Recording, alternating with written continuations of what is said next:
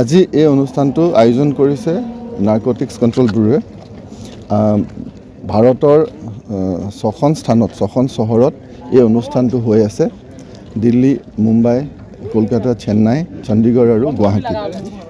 22 জুনত এই চাইক্লথন অনুষ্ঠানটো তেওঁলোকে আয়োজন কৰে সদায় ড্ৰাগছৰ বিষয়ে এৱেৰনেছ ক্ৰিয়েট কৰিবৰ কাৰণে। আৰু আমাৰ গুৱাহাটীৰ এই অনুষ্ঠানটো আজি ইয়াত গুৱাহাটীৰ যিসকল চাইক্লিষ্ট আছে তেওঁলোকে ভাগ লৈছে। চাইক্লিষ্টসকল আগবাঢ়ি আহিছে।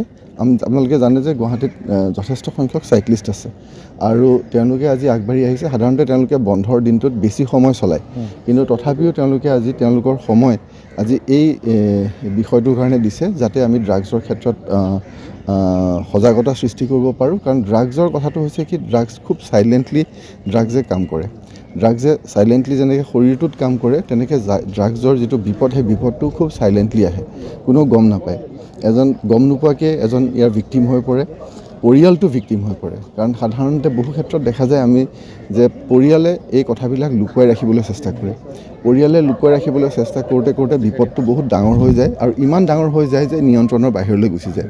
আৰু পৰিয়ালবিলাকে যিহেতু আমাৰ সমাজখন সৃষ্টি কৰে, এনেকুৱা ধৰণৰ পৰিয়ালৰ সংখ্যা যেতিয়া বাঢ়ি যায় তেতিয়া আমাৰ সমাজখন ক্ষতিগ্ৰস্ত হয়।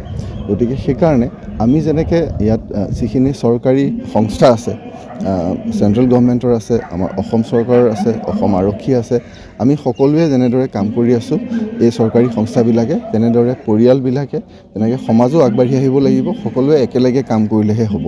আমি কথাবিলাক লুকুৱাই ৰাখিলে আমি এই সমস্যাটো আমি নিয়ন্ত্ৰণ কৰিব নোৱাৰিম।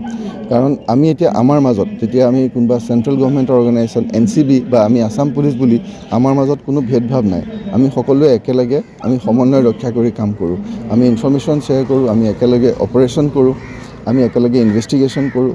তেনেদৰে গোটেই পৰিয়ালখিনি বা যিখিনি ক্ষতিগ্ৰস্ত হৈছে, যিখিনি হোৱা নাই, আমি সকলোৱে আগবাঢ়ি আহিব লাগিব। আৰু এই বস্তুটোক লৈ আমি লাজ পালে, এজনে আনজনক হাঁহিলে, কিবা হিংসা কৰিলে বা আমি যদি কিবা নিগেটিভ কথা লৈ পেলাই এই কামবিলাক কৰোঁ তেতিয়া নহয়। তেনেদৰে কিন্তু আমি এই সমস্যাটো সমাধান কৰিব নোৱাৰোঁ। আমি সকলোৱে আগবাঢ়ি আহি একেলগে কাম কৰিলেহে এই সমস্যাটো আমি সমাধান কৰিব পাৰিম। টোল ফ্ৰী নম্বৰৰ কথা আপোনালোকে উল্লেখ কৰিছে। সেই নাম্বাৰটো 1933 নাম্বাৰটো যেনেকৈ আমাৰ আপোনালোকে আমি কিবা এটা হ'লে 112ত ফোন কৰে, ড্ৰাগছ ৰিলেটেড যিকোনো কথাৰ কাৰণে 1933ত ফোন কৰিব পাৰে।